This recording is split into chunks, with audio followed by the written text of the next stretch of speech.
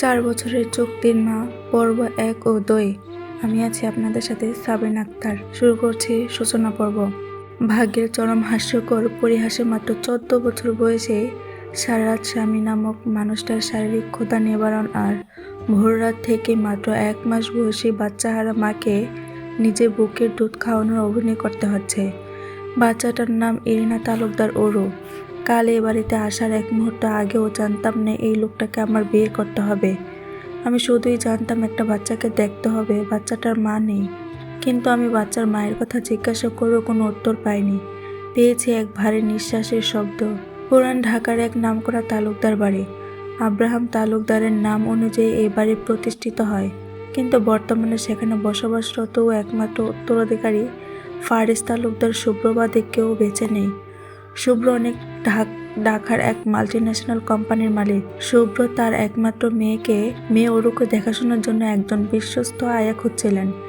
একদিন শুভ্র সোফায় বসে মেয়েকে ঘুম পাড়াচ্ছিলেন, তখন বাড়ির কাজের লোক রহিম মিয়া এসে শুভ্রকে বলেন একটা মেয়ের খোঁজ পেয়েছে, তবে বয়স অল্প।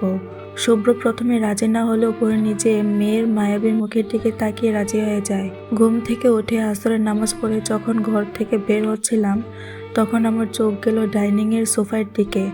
মামা আর 2 জন লোক কথা বলছে। চিনি, গ্রামে এই বাড়ির রহিম দাদা। কিন্তু কথা কি বলছে তাতে কি আমি কান্না দিয়ে সোজা বাইরে চলে গেলাম। যাওয়ার আগে পিছনে তাকাতেই লোকটার সাথে আমার চোখাচোখি হয়ে গেল। আমি লজ্জায় মাথা নুয়ে বের হয়ে গেলাম। সোফায় বসে আছে স্বয়ং শুভ্র তালুকদারের।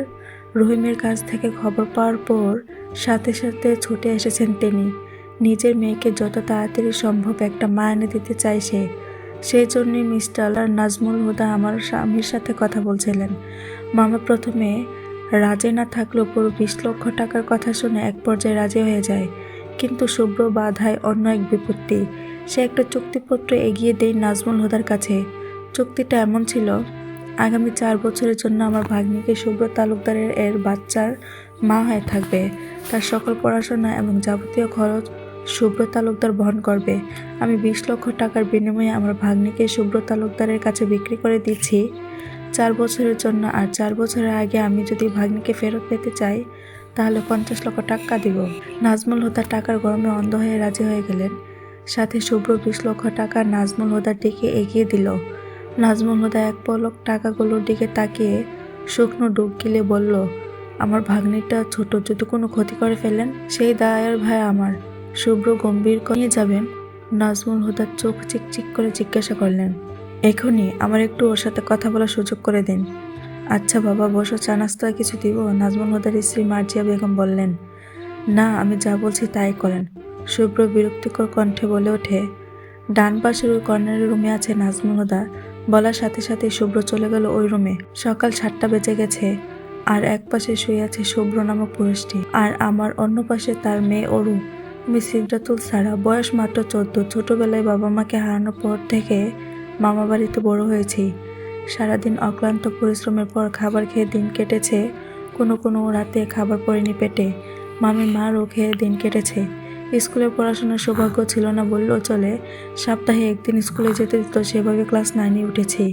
আমি একটু নড়েচড়ে উঠতে ওরু কেঁদে উঠল। সাথে আমি নিজেও ব্যথায় কুঁকে গেলাম, চোখ মুখ খিচে ওরুর দিকে তাকিয়ে। নাজমুল হুদা বলার সাথে সাথে শুভ্র গিয়ে সারার রুমে নক করলো। সারা তখন জামা কাপড় গোছাচ্ছিল। দরজাও কেউ নক করছে ভেবে মাথায় ওড়না দিয়ে বলে উঠল, কে? আমি শুভ্র, ক্ষীণস্বরে বলল শুভ্র। এক মুহূর্তের জন্য কেঁপে উঠল সারা। ছোট্ট নারী সত্তা, কেন এসেছে তিনি এখানে? যে জন্যই আসুক না কেন, ভিতরে তো আসতে বলতে হবে ভদ্রতার খাতিরে। তাই সারা 7 মাস না ভেবে বলল, ভিতরে আসুন। সারা বলার সাথে সাথে শুভ্র ভিতরে ঢুকে দরজা লাগিয়ে দিল। দরজা লাগানো দেখে সারা একটু ভড়কে গেল। এ কি, দরজা লাগাচ্ছেন কেন? তোমার সাথে কিছু কথা আছে। কি? এতক্ষণে সারা শুভ্রকে ভালোভাবে পর্যবেক্ষণ করলো। 6 ফুট লম্বা, গায়ের রং উজ্জ্বল ফর্সা, জিম করা 6 প্যাক বডি, গাল ভর্তি চাপদাড়ি, কালো রঙের প্যান্টের সাথে সাদা শার্টের পেশিবহুল শার্টের উপর ভাসমান। প্রথম দেখায় সারা ক্রাশ খেয়ে গেল। যদি এই অনুভূতিটা তার নতুন তার কাছে, তবে খুব ভালো লেগেছে। এই যে শুনছো? শুভ্র ঢাকে সারা হুঁশ ফিরে তড়িৎ বেগে উত্তর দেয়, জি।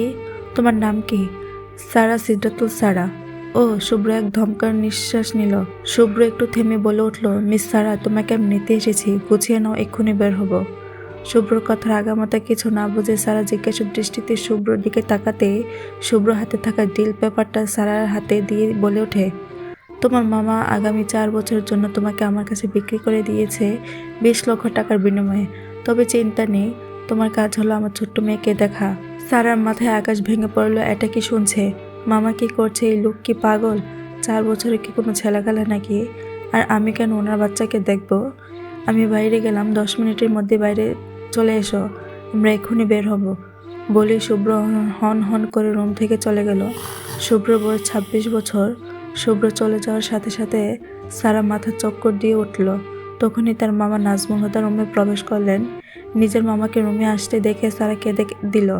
এই সেই মামা যে কিনা সেই ছোট্ট থেকে আগলে রেখেছে তাকে। সারা গিয়ে নাজমুল হুদাকে জড়িয়ে ধরল, চোখ দিয়ে পড়ছে নোনা জল। সারা কাঁদতে কাঁদতে বলল, মামা বলো না, এই লোক যা বললো সব মিথ্যে, আমি তোমাদের ছেড়ে যাব না, তোমরা আমার সাথে মজা করছো। সারা চতুর্দশী মন তখনও বুঝতে পারেনি তার জীবনে কী ঘটবে সামনে। নাজমুল হুদা সারার মাথায় হাত রেখে আস্তে করে বললেন, শুভ্র যা বলেছে সত্যি বলেছে, আমার খুব টাকার দরকার রে মা। তুই তো জানিস তোর মামের ভাইটার অসুখ, 10 লাখ টাকা লাগবে। তাই তো আমি এমন। নাজমুল হুদা কথা শেষ করতে পারল না। তার আগে সারা বলে উঠল, এই তোমরা আমাকে ভালোবাসতে, মামির ভাইয়ের জন্য আমাকে বিক্রি করে দিলে? তোমরা কি মানুষ? সারা আর কিছু বলার পূর্বে সপাটে চর বসিয়ে দিল নাজমুল হুদা। গম্ভীর কণ্ঠে বললেন, যা বলছি কর, এক্ষুনি চলে যা, তুই এখানে আমার আপন বোনের মেয়ে না যে তোর প্রতি এত দরদ দেখাবো। আর কিছু শুনতে পেল না সারা, অজ্ঞান হয়ে পড়ে গেল মাটিতে। তালুকদার বাড়িতে সকাল 10:35। ডাইনিং টেবিলে বসে খাবার খাচ্ছে শুভ্র। পাশের সোফায় বসে অরুকে ফিডিং করাচ্ছে সারা। শুভ্র সেদিকে তাকিয়ে মুচকি হাসলো। সে জানে না এই মেয়ের মধ্যে কি দেখেছে সে, যে এই 26 বছরে কোনো মেয়ের মধ্যে দেখিনি। শুধু কি মায়া নাকি আত্মিক টান ভেবে পায় না শুভ্র। খাওয়া শেষ করে সারার কাছ থেকে অরুকে নিয়ে তারপর সারাকে খেয়ে রুমে আসতে বলে এবং শুভ্র দোতলার দিকে পা বাড়ায়। এতক্ষণে অরু ঘুমিয়ে গেছে। সারা ডাইনিং টেবিলে বসে খাচ্ছে আর বাড়ির চারিদিক চোখ বোলাচ্ছে। বিশাল বাড়ি, চারিদিকে আভিজাত্যের ছাপ স্পষ্ট। হয়তো শুভ্র নামক মানুষটা খুব শৌখিন। বিশাল ডাইনিং রুম, একপাশে খাবার টেবিল, তার ঠিক পাশে কিচেন, ডাইনিং টেবিলের পাশে অন্য পাশে সোফায় রাখা। মেন দরজা দিয়ে ঢুকলে সোজাসুজি দোতলার ওঠার সিঁড়ি, দোতলার পরপর 3টা বেডরুম, দোতলা উত্তর দিকে শেষ পাশে ছাদে ওঠার সিঁড়ি আর ঠিক উল্টো পাশে এক ছাদ বারান্দা। সারা খেয়ে উঠতে একজন মহিলা এসে সারা হাত থেকে এঁটো বাসন নিয়ে গেল। সারা বেসিন থেকে হাত ধুয়ে সিঁড়ির দিকে যেতে